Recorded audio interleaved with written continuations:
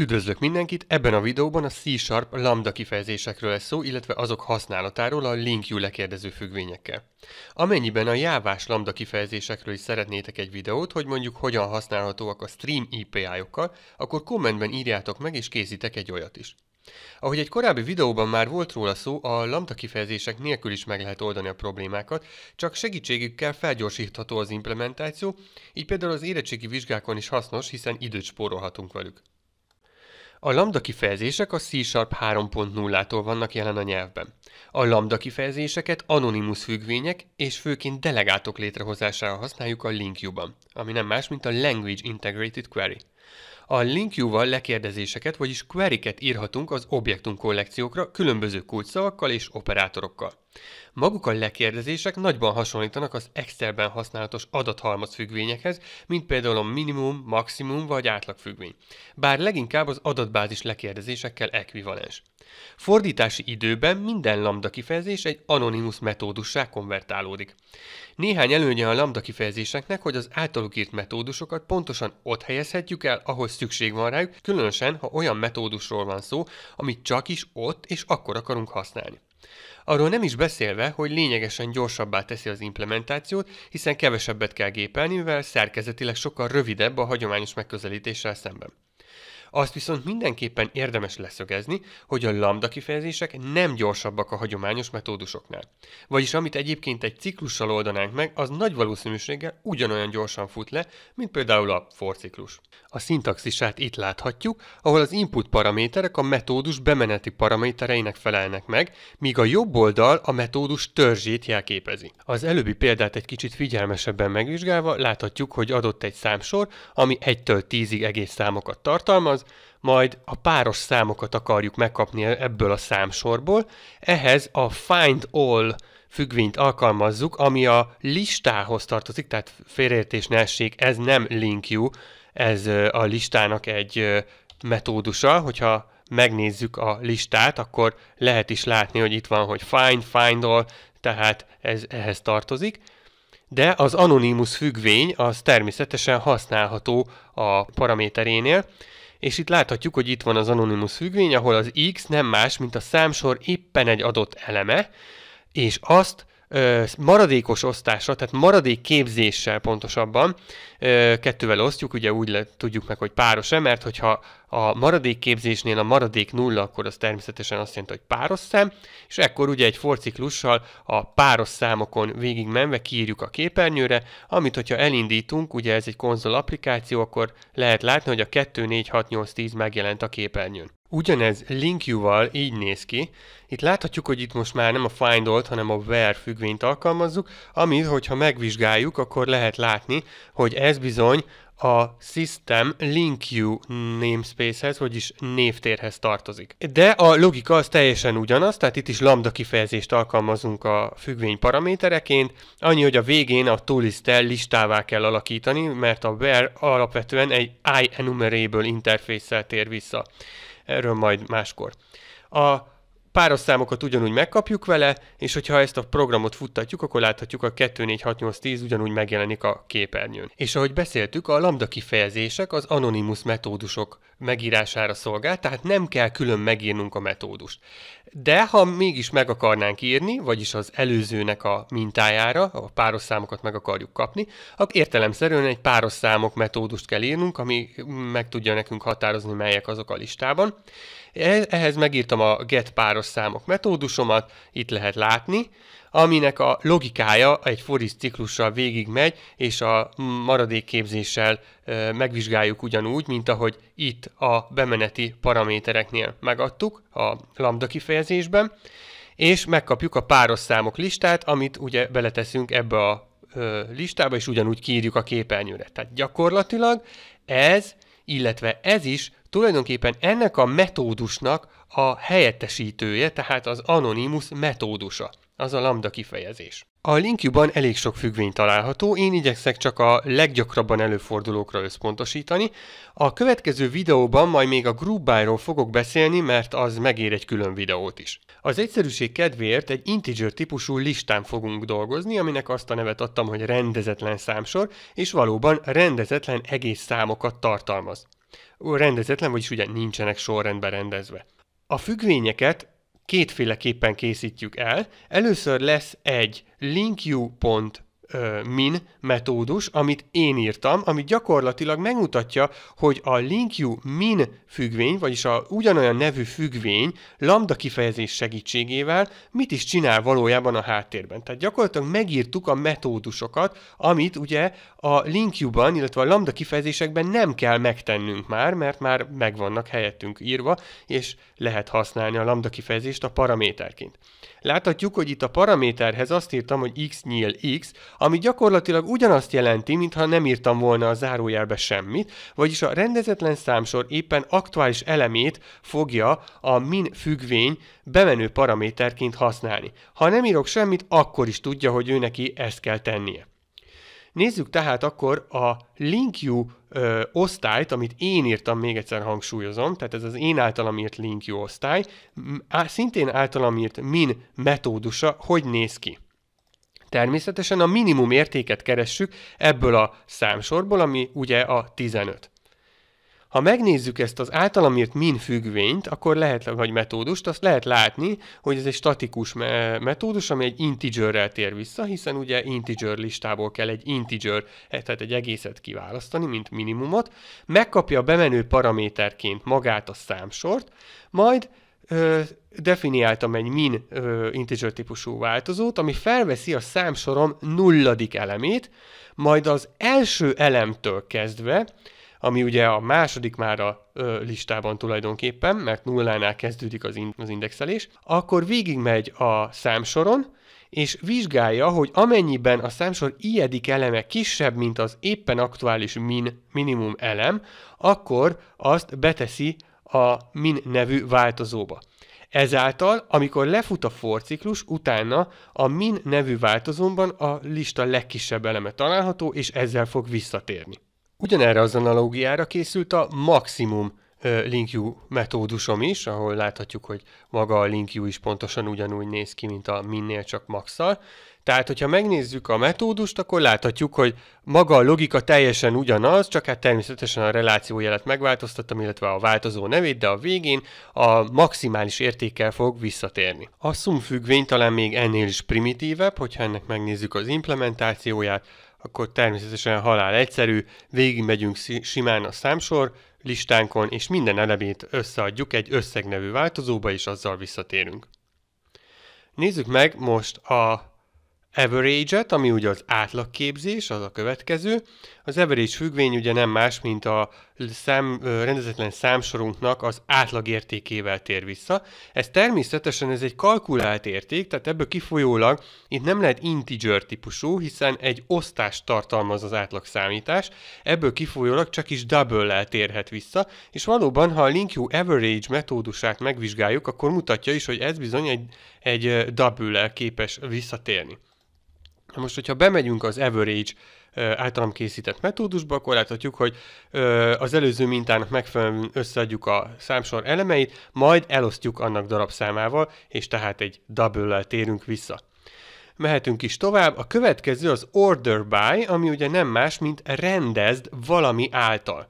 Na most itt ez egy integer típusú, vagyis egy egész típusú listáról van szó, tehát ez nem egy összetettebb objektum, tehát nem tudjuk azt mondani, hogy mondjuk van egy objektumunk, és annak egyik property, vagyis az egyik tulajdonsága alapján szeretnénk rendezni, tehát így itt természetesen csak is önmaga alapján tudjuk rendezni. Ezért ugye átadjuk neki a rendezetlen számsort az általam írt order by metódusnak, és a linkyou-ban is csak ugyanúgy, mint eddig az x nyíl x, vagyis maga a rendezetlen számsor éppen aktuális eleme lesz a bemenő paraméter az order by függvénynek, és a végén ezt egy listává kell alakítani a linkyou-nál. Na most, hogyha megnézzük az én implementációmat, akkor lehet látni, hogy itt egy kis trükk van, vagyis egy kicsit komplikáltabb a szituáció, mert itt van egy olyanunk, hogy return, gyors rendezés rendez, és ugye a számsort adjuk át paraméternek, egy nullát, illetve láthatjuk, hogy az utolsó elemnek a indexét, úgy kapunk meg, hogy a számsor count -1. Na most ez a gyors rendezés osztály, ez általam készített statikus osztály, ami tartalmaz egy rendez statikus metódust. Ugyanis az order by a LinkUban gyors rendezéses algoritmust használ a háttérben. A gyors rendezés egy kicsit komplikáltabb a szimpla mondjuk buborékrendezésnél, bele is tekintünk egy pillanatra, nem fogok ebben most belemenni, hogy hogyan is működik. Akit bővebben érdekel, az majd megtalálja a leírásban ennek a forráskódját, és onnan akár ki is másolhatja, és futás közben megvizsgálhatja az implementációt, hogy hol, mikor, mi történik. Az a lényeg, hogy ez egy gyors rendezés, tehát gyorsan végrehajtja a sorba rendezést, ami nem más, mint nagyság szerinti sorba rendezést jelent. A következő a where függvény, amit már láthattunk a legelején a példában. Itt is elkészítettem egy saját where függvényt, ahol a páros számokat akarom meghatározni. Na most ugye a where függvény alapvetően egy általános célú függvény, tehát ez azt jelenti, hogy az a feltétel, ami a where-nek a bemenő paramétere, az változik, tehát az tetszőleges lehet. Éppen ezért itt egy delegált metódust adunk neki át. Lehet látni, hogy ezt a delegált metódust, ezt itt megírtam, ez a static ball is páros, vagyis hogyha páros számról van szó, akkor igaz értékkel tér vissza, látható, ez egy logikai értékkel visszatérő függvény. Amennyiben pedig nem osztható ugye kettővel, vagyis van maradék, akkor false-szal, vagyis hamis értékkel fog visszatérni, és ezt a metódust, tehát paraméterként adom át a saját where függvényemnek, tehát delegálom ezt a függvényt a where-be. Nézzük tehát akkor, hogy néz ki az implementációm. Lehet látni, hogy megkapja a számsort, és itt lehet látni, hogy egy func, vagyis ugye egy functionnek ez a rövidített változat, tehát egy függvényt adok át neki, egy ilyen delegáltat, és tulajdonképpen ezt a delegált függvényt, ezt meghívom itt ebben a feltételben, vagyis azt mondom, hogy menj végig a számsoron, és abban az esetben, ha ez a delegált függvény, vagyis gyakorlatilag itt meghívódik ez a függvény, az is páros a where függvénynél, és hogyha ez igazzal tér vissza, akkor a leszűrt számsor, hiszen a where nem más, mint egy szűrés, egy filterizálás, ahol leszűrjük bizonyos elemekre a listámat, azt beletesszük a leszűrt számsor listába, és azzal fogunk visszatérni, vagyis a páros számokkal fog visszatérni. A következő az a select lesz, ami nagyon hasonlít a where-hez, csak itt az a különbség, hogy itt a bemenő számsor, pontosabban a bemenő listámnak, kollekciómnak a típusától eltérő elemek is kinyerhetők általa, tehát nem feltétlen a konkrét elemeit kapjuk vissza a rendezetlen számsornak, hanem annak egy átalakított változatát, vagy egy teljesen más típusú értéket. Ennek megfelelően én itt egy négyzet függvényt definiáltam, ami négyzetre emeli az adott elemeket, tehát az már tényleg nem konkrétan az az elem, hiszen annak négyzete lesz, és itt láthatjuk, hogy a LinkU-nál ez egy egyszerű return x*x, míg az én esetemben ugye egy négyzet függvényt kell alkalmazni, ami itt látható, de láthatjuk, hogy ennek ugyanaz a visszatérési értéke, tehát az x önmagával szorozva, és hogyha belemegyünk a select metódusomba, akkor lehet látni, hogy tulajdonképpen az történik, hogy megkapja a számsort, szintén megkap egy kiválasztó metódust, ami kiválasztja ugye az elemeket, hát ez jelen esetben nekünk az a metódus, ami az x-szer x-et fogja jelenteni, vagyis hogy négyzetre emelést fogja jelenteni.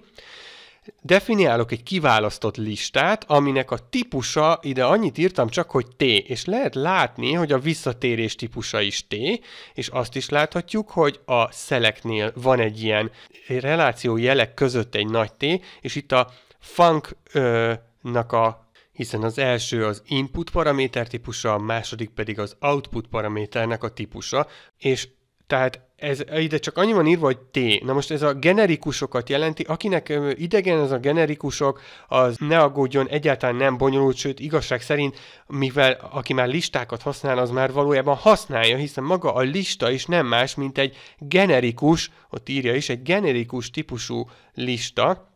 Az a lényeg, hogy így a típusokat nem kötött a típus, és a típust átadhatjuk a metódusnak menet közben, futás időben. Tehát nem kell eldöntenünk, hogy ez most integer, vagy double, vagy egyéb értéktípus lesz-e, legalábbis ebben a metódusban, hanem tulajdonképpen ezt meghatározhatjuk futás időben is.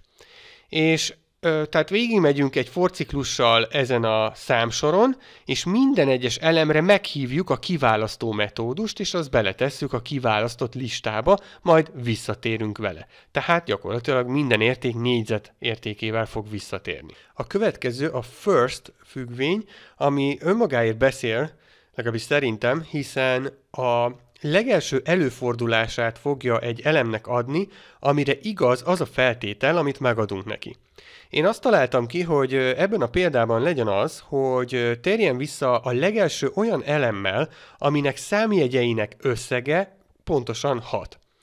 Vagyis ehhez én írtam egy is6 nevű metódust, ugyanúgy, mint az előzőeknél, és lehet látni, hogy ehhez annyit csinálok mindössze, megkapja a kétjegyű számomat, először sima egész képzéssel, egész osztásos képzéssel elosztom 10-zel, tehát ha például az az összeg, hogy 38, akkor ugye a 3 egész osztás 10 az 3, tehát nem törődik azzal, hogy milyen tizedek meg ilyesmi lesz benne, tehát ide csak a tízesek kerülnek, tehát hogy 3. Az egyeseknél pedig ugye a maradék képzéssel osztom, tehát ez azt jelenti, hogy a 38-at, hogyha maradék képzéssel szintén 10-zel osztjuk, akkor nem törődik az egész résszel, és csak a 8 fog ott maradni nekünk, tehát a tízesekben az lesz, hogy 3, az egyesekben az, hogy 8, és ha ennek a kettőnek az összege egyenlő 6-tal, akkor igazzal tér vissza, ha nem, akkor pedig hamissal tér vissza. Ugyanezt implementáltam itt a link-use függvénynél is, és ezzel egyúttal azt is megmutatom, hogyha ilyen kapcsolózárójelek közé bezárjuk a metódusnak a törzsét, akkor valóban ide akár egy komplett metódust is be lehet építeni, bele lehet írni, és akár változókat is lehet deklarálni, ahogy a videó legelején is volt róla szó. És ugye maga a logika természetesen ugyanaz, mint a sajátomnál. Hogyha megnézzük a first metódusomat, amit én írtam, akkor lehet látni, hogy végigmegyünk itt is egy for each-el a számsoron, és meghívjuk a feltétel függvényt, ami jelen esetben ugye láthattuk, hogy is6-os, 6 a számjegyek összege, és amennyiben igen, akkor azzal a számmal azonnal térjen vissza. Tehát láthatjuk, hogy itt a for ciklust képes megszakítani ez a return, vagyis valóban a legelső előfordulásnál azonnal abba hagyja a metódus futtatását, és pontosan a ciklus futtatását, és visszatér azzal a számmal. Na most abban az esetben, ha végigmegy a számsoron, és nem talál esetleg ilyet, akkor én azt mondom neki, hogy dobjál egy invalid operation exception, aminek beleírtam, hogy nem találom az elemet. Hogy ezt miért így oldottam meg, annak nagyon egyszerű oka van, ugyanis a link-use first metódus is pontosan így működik, hogy amennyiben a feltétel semmelyik elemre se teljesül, akkor kivételt fog dobni, tehát egy exception-t fog dobni.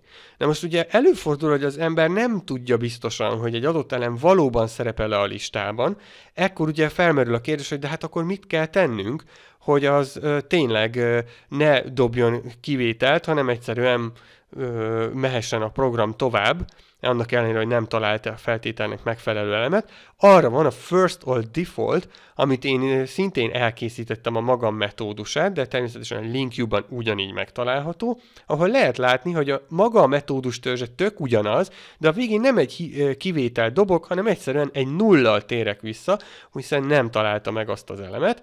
Tehát a first or default alapvetően, hogyha nincs másképp meghatározva a metódus törzsében, akkor a nullal fog visszatérni.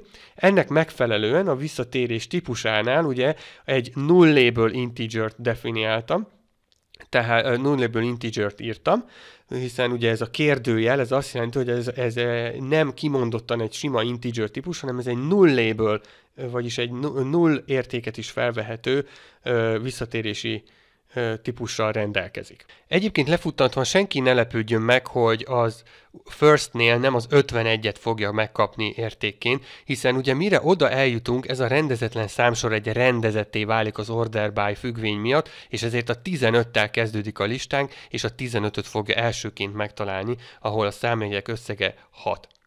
Már így is egy kicsit sokat beszéltem ebben a videóban, legalábbis többet, mint amennyit szerettem volna, úgyhogy itt érdemes most megállnunk, és majd a következő videóban folytatnunk, hiszen eleve most még elég egyszerűen csak egy sima értéktípusú integer listán operáltunk, és még nem tudjuk, hogy milyen az, amikor összetett típuson kell dolgozni a LINQ, illetve a lambda kifejezések segítségével. A következő videóban erről lesz egy kicsit részletesebben szó. Akinek bármilyen kérdése vagy hozzászólása van, az kommentben nyugodtan megteheti, nagyon szívesen válaszolok.